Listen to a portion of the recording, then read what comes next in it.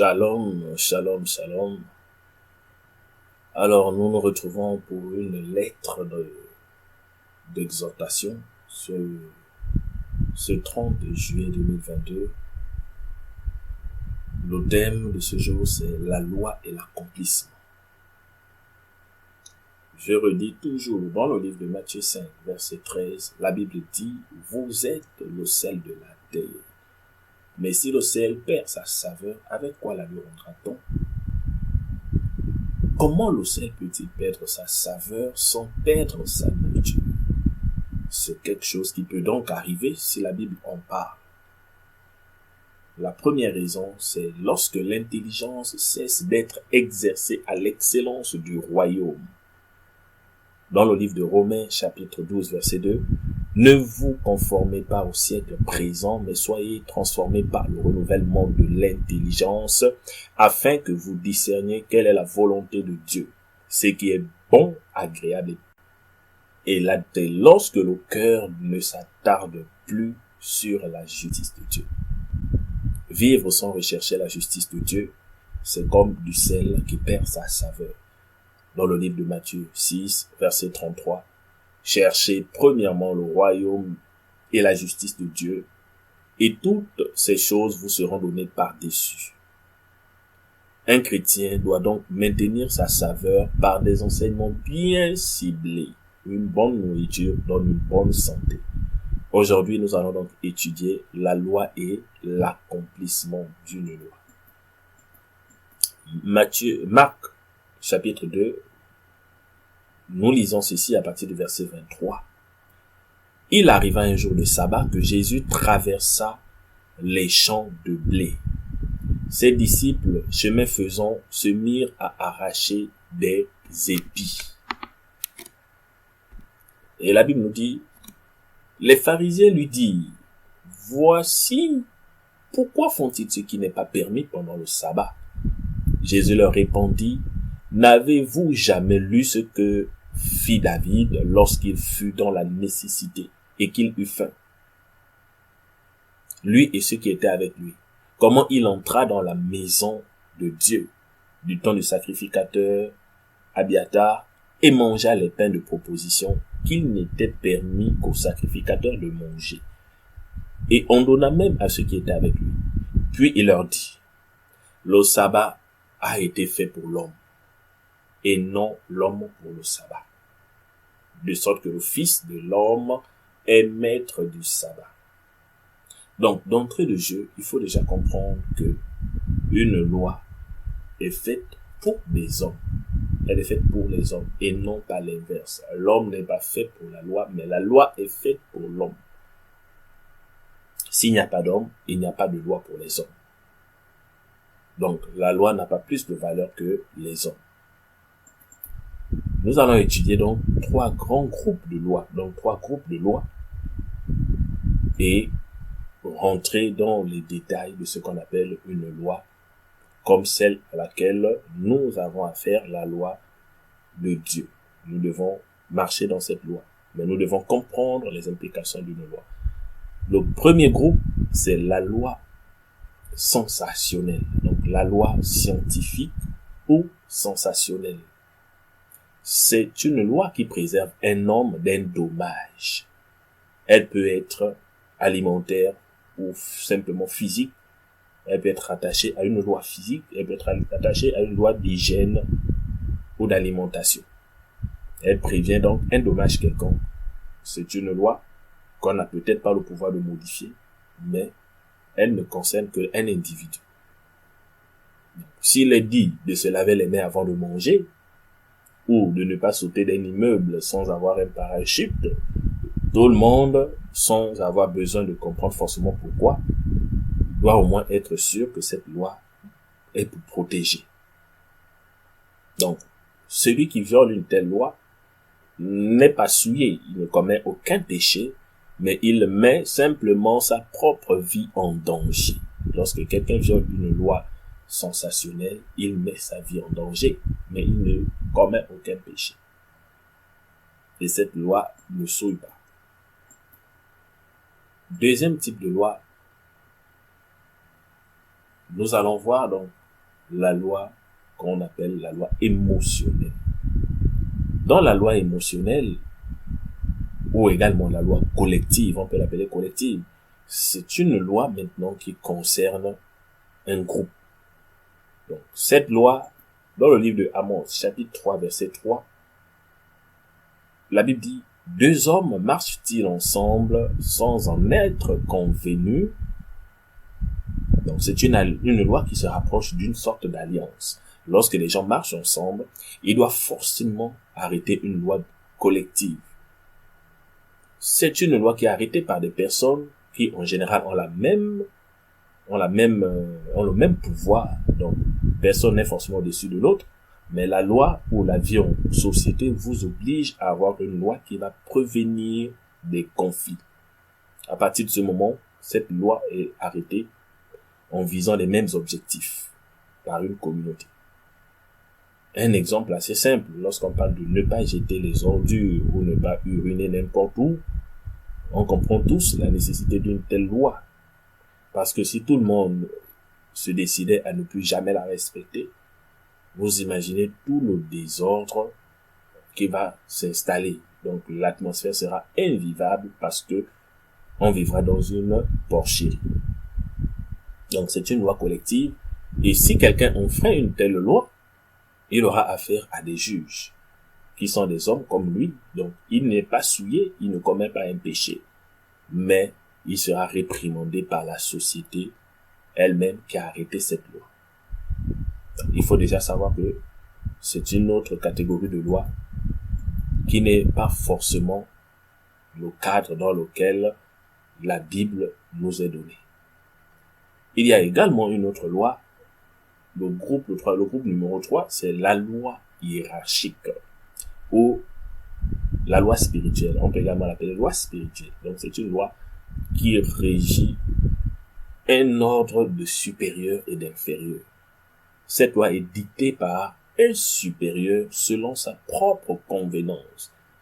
Elle obéit aux principes qui lui sont propres.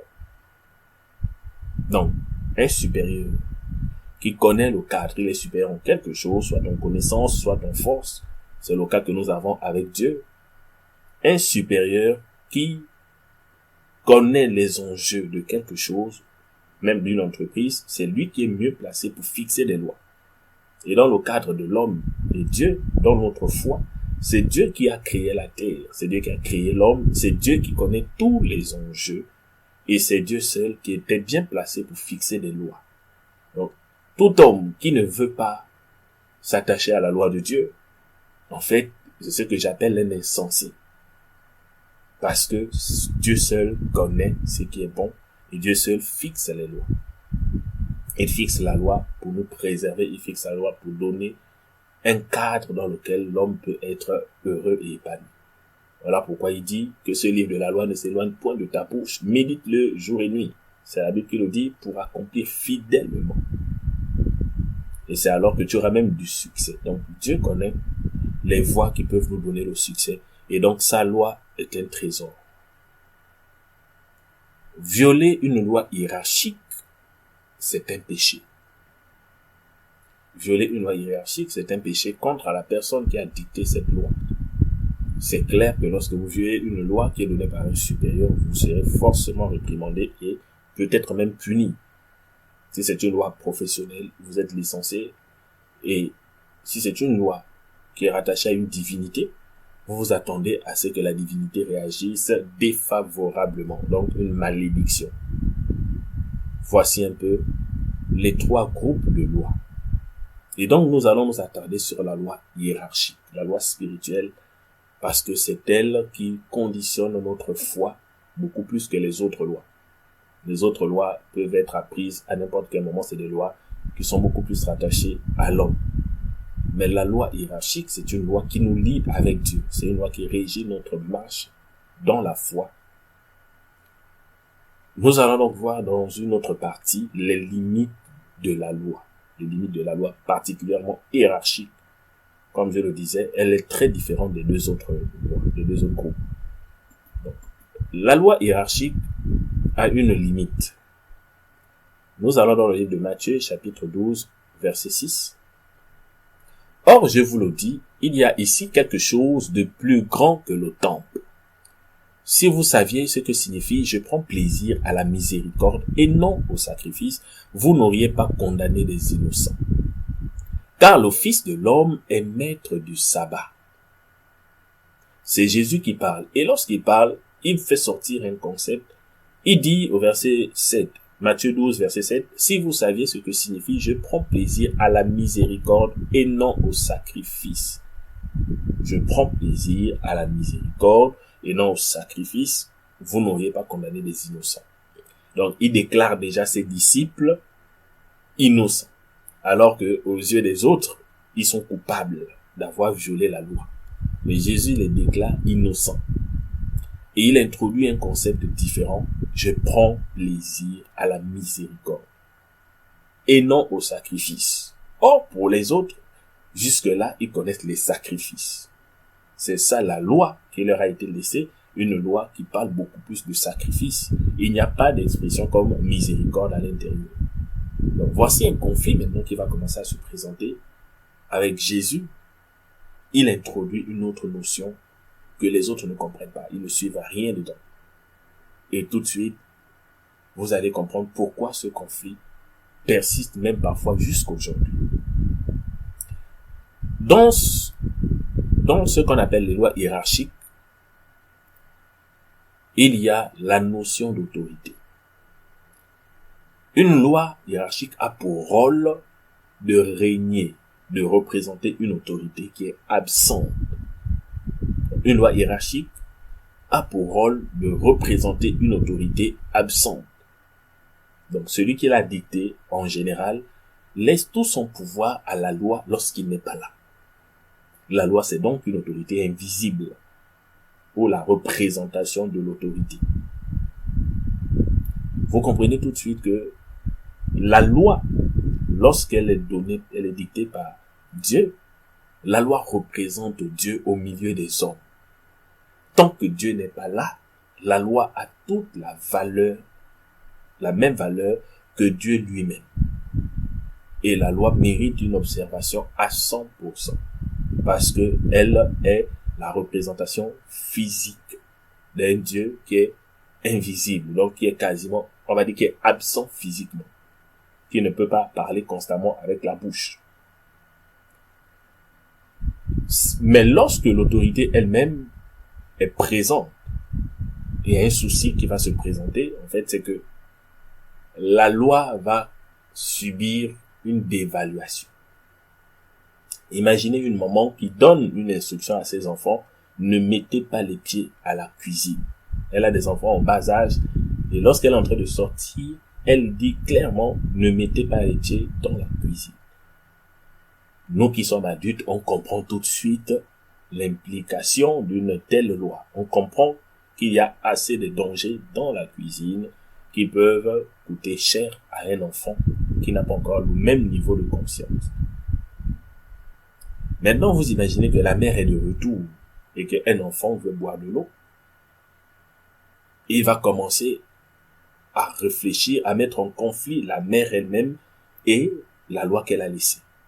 Il a soif, mais la mère a dit de ne pas mettre les pieds à la cuisine. Il sera obligé de demander à la mère la permission d'aller boire de l'eau. Et comme la mère elle-même est présente, elle peut annuler sa loi, c'est-à-dire lui donner un autre niveau. La loi ne va pas forcément être annulée, parce que c'est toujours intéressant que les enfants sachent qu'il ne faut pas mettre les pieds à la cuisine sans autorisation. Mais la mère peut autoriser l'enfant à entrer et à se servir. Donc, lorsqu'une autorité est présente, la loi doit subir une dévaluation et l'autorité doit reprendre le total contrôle. L'autorité reprend sa position suprême. C'est l'un des principes que les scribes n'avaient pas compris parce qu'ils n'ont même pas reconnu en Jésus celui qui a dicté la loi. Lorsqu'une autorité est absente, la loi règne à sa place, totalement. Mais lorsqu'une autorité est présente, la loi doit connaître une dévaluation parce qu'il est nécessaire maintenant d'écouter les instructions qui sortent de la bouche de l'autorité directement. Parce que l'autorité connaît ses propres besoins. C'est l'autorité qui connaît les besoins. Dieu connaît les besoins qu'il y a urgemment sur la terre. Si nous voulons marcher avec Christ, Nous devons lui faire confiance parce qu'il connaît les besoins. Et par des instructions, il peut donc modifier certaines lois. Matthieu 5, verset 17, la Bible dit, « Ne croyez pas que je sois venu pour abolir la loi ou les prophètes. Je suis venu non pour abolir, mais pour accomplir. » Mais que signifie exactement l'expression « accomplir » ? Parce que tout le monde sait ce que signifie abolir. Abolir, c'est annuler complètement. Mais ici, il lui parle de accomplir. Et c'est là qu'est le mystère dont nous parlons. Accomplir une loi, c'est le principe par lequel celui qui a dicté la loi est présent. Il reprend le contrôle de sa loi et il remet la loi à la dimension de précaution. La loi devient une précaution, mais l'autorité elle-même reprend le contrôle. Donc, lorsque la maman est à la maison, elle a le contrôle sur la cuisine. L'interdiction formelle de mettre les pieds à la cuisine va diminuer parce que les enfants peuvent maintenant mettre les pieds à la cuisine. Les enfants peuvent maintenant mettre leurs pieds à la cuisine, mais à condition d'être accompagnés par la maman ou d'être surveillés. Ils savent que la maman est là, donc ils ne peuvent pas se permettre de faire n'importe quoi. Voici ce qu'on appelle l'accomplissement d'une loi. Jésus, ici dans le livre de Matthieu, chapitre 12, verset 6, lorsqu'il dit, si vous saviez ce que signifie, je prends plaisir à la miséricorde et non au sacrifice, et il dit que ses disciples sont innocents, c'est parce que lui-même est présent et la loi, c'est lui qui l'a dicté. Il connaît la loi. Il est au commencement de cette loi. Et donc, il a autorité au-dessus, il a une autorité supérieure à celle de la loi. Dès lors qu'il est présent, l'autorité de la loi diminue et lui, son autorité doit être supérieure. Donc, voici la limite particulière d'une loi. Sa limite, c'est son accomplissement. Dès qu'une loi atteint le stade d'accomplissement, elle se replie comme une précaution et celui qui l'accomplit reprend le contrôle et le règne. En principe, lorsque l'autorité elle-même est présente, elle doit te donner de nouvelles instructions. Voilà pourquoi vous remarquez que Jésus parle beaucoup d'instructions. Recevez mes instructions. Les autres, les scribes, eux, ils ont reçu la loi depuis. Donc, il n'est pas question pour eux de recevoir autre chose. Mais Jésus dit, recevez mes instructions. Jésus parle maintenant des nouvelles instructions. Il donne des instructions nouvelles qui parfois même vont contre la loi. Les instructions, effectivement, peuvent s'opposer à la loi. Ce qui compte, ce n'est plus d'obéir à la loi, mais le fait d'obéir aux instructions. Parce qu'en réalité, celui qui donne l'instruction, lui-même, s'engage à t'innocenter face à la loi. Celui qui donne l'instruction, lui-même va t'innocenter face à la loi. Donc c'est important de comprendre que lorsque Dieu lui-même est présent, lorsque Jésus est présent, aujourd'hui nous avons le Saint-Esprit est présent, il y a des instructions formelles que tu dois rechercher, que tu dois chercher à entendre. Et il y a une vocation. Jésus est venu pour faire la volonté de son Père qu'il a envoyé. Et nous également, il nous laisse faire sa volonté.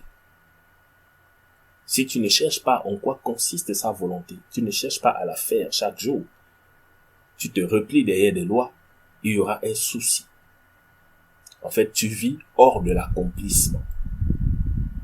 Oui, quelqu'un peut marcher seul hors de l'accomplissement.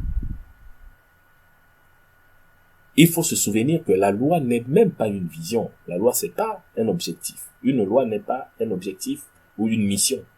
Parce que la loi n'implique pas concrètement une mission. Elle te donne simplement des tâches à ne pas faire ou des tâches à faire. Mais très limitées, sans forcément. Donc, la loi n'est pas un but et muette. C'est-à-dire représente l'autorité lorsqu'elle n'est pas là pour vous parler directement. C'est-à-dire que si l'autorité est là pour te parler directement, tu n'as plus besoin d'écouter l'autorité muette qui est la loi, mais tu as besoin simplement d'écouter les instructions. La vocation céleste, c'est ce que Christ nous a laissé. Il veut que nous nous occupions de cette vocation. Il veut que nous rentrons dans le cadre de la mission. Parce que la vérité, c'est que la loi a fait son travail en l'absence de Jésus. Mais lorsque Jésus est arrivé, la loi a été accomplie. Et lorsque le Saint-Esprit est arrivé, nous restons toujours dans le cadre de l'accomplissement de la loi. Et ce n'est que la religion qui est restée maintenant dans l'observation des lois. C'est-à-dire, un religieux, il s'exerce beaucoup plus à réciter des lois et appliquer des lois parfois aux autres, des lois qui ne peut même pas s'appliquer à lui-même.